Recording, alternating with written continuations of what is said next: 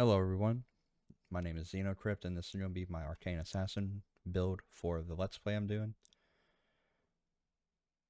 I'm only putting skills that we can easily get to 100 or will be using to 100, so that's why there's level 71 and not 81, so just keep that in mind.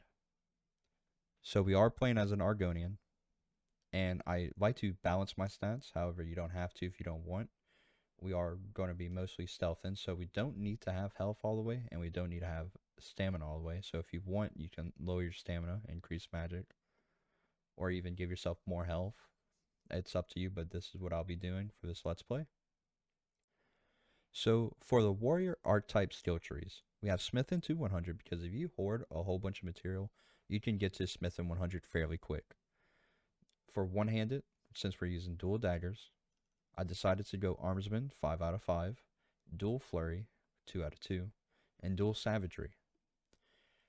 This is completely optional, but for me, I'm going to go Fighting Stance and Savage Strike.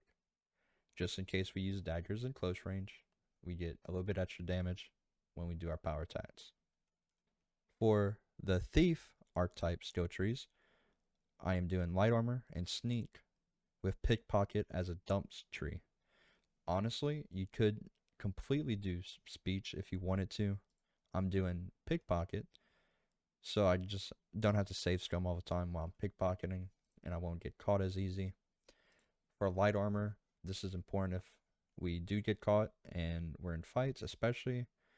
I think with dragons it's going to help. I'm not sure if magic goes off of something different if I'm being completely honest, but either way, most of the time there's multiple enemies and you might get seen, so what I'll do here is get every perk. We'll do 5 out of 5 Agile Defender, Custom Fit, Unhindered, Windwalker, Deft Movement, and Match and Set. For Sneak, we're going to want to do all of the skills as well with 5 out of 5 for Stealth, Muffled Movement, Lightfoot, Silent Roll, Silence, and Shadow Warrior. This kind of helps with not, maybe if you don't want to go in light armor all the way, this can definitely help you get in and out real quick if you're caught. We're also going to take Backstab, Deadly Aim, useless skills for us with the build we're doing. However, you kind of have to get that to get Assassin's Blade. So, unfortunate, but we have to do what we got to do.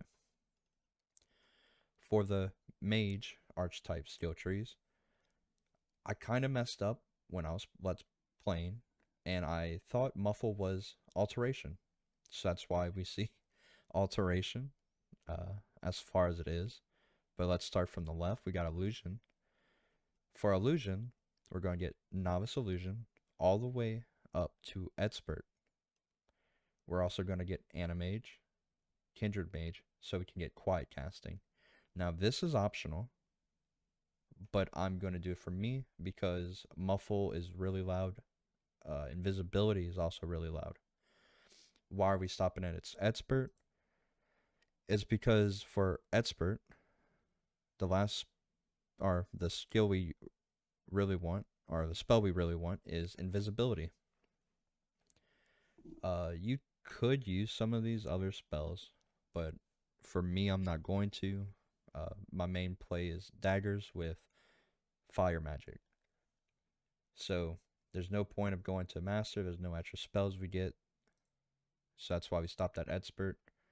And I want quiet casting so we don't get caught while casting spells in close proximity. We have destruction. We are doing fire, so we got novice destruction all the way to master. We are going with augmented flames, intense flames. We're doing destruction dual casting and impact. Now, you don't have to do master destruction. Really, I would probably stop at expert. I know I want fireball, but master does unlock a really strong fire spell that you can use. For me, I'm going to do it just because it's cool to have at least one master spell. And if we get caught, we can use it. So, helps out. Restoration, we're stopping at adept. So we're taking novice, apprentice, adept.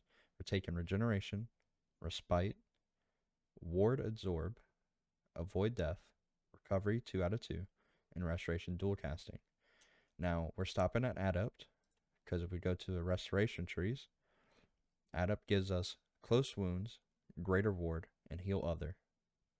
Since we are stealth, we probably don't need grand healing, nor are we really helping, or we don't really have allies most of the time. We do have heal other if we actually do need to heal somebody, but usually we're not going to need to. So there's no point in putting a couple extra points to get some of these spells. So that's it for restoration. Again, messed up with alteration. You don't even have to put points into alteration if you really don't want to. But what we're going to do is novice, apprentice, adept, and expert, so we can get Atronach and magic resistance 3 out of 3. This is going to help us tank spells better and help with mana. Now, this is going to be for if you want to do other things. As an Arcane Assassin, you can definitely do Conjuration. You could do Bound Dagger with Mystic Binding, Soul Stealer, and Oblivion Binding. This would technically mean you get more damage out of your daggers.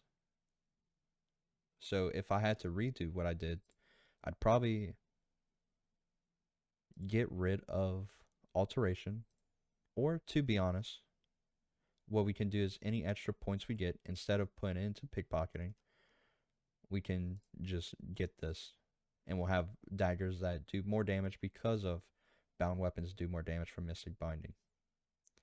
Also, Oblivion Binding is pretty useful if you do get caught and they summon like an Atronach or something, or if you're fighting undead, or raised ones I should say,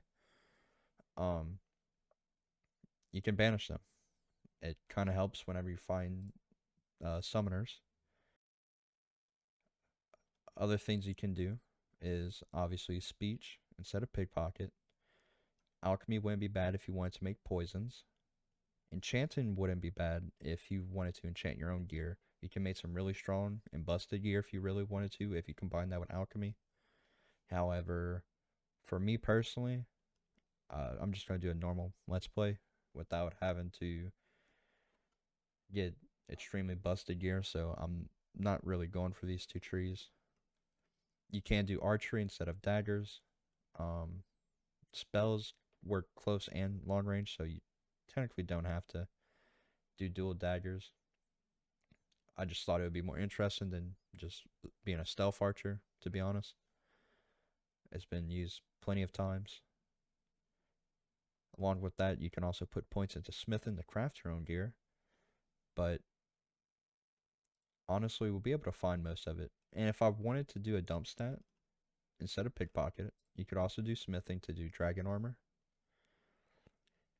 So, it's up to you on how you want to customize your Arcane Assassin. This is going to be my level 71.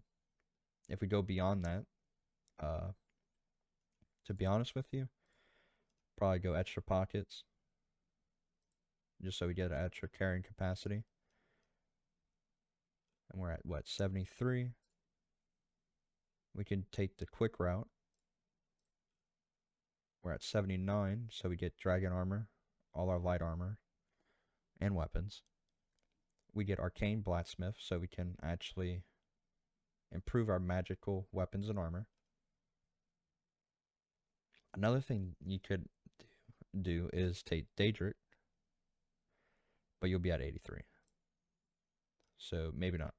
I mean, if you get rid of the 2 extra pocket perks, or get rid of alteration, you could take that. But I'd probably stop right here. What is that? 79. We have what, 2 extra points? 2 extra points if you really wanted to. You do haggling. And that gives us to level 81. Say if we were at 81, I'd probably do something like this. 350, 350, 400. And if you really wanted to customize it to where you probably don't need all that stamina, Could probably do that. 400, 300, 400. So this is my Arcane Assassin build. Please comment below if you have any recommendations on different perks or different ways to play an Arcane Assassin. Thank you guys for watching. Have a good one.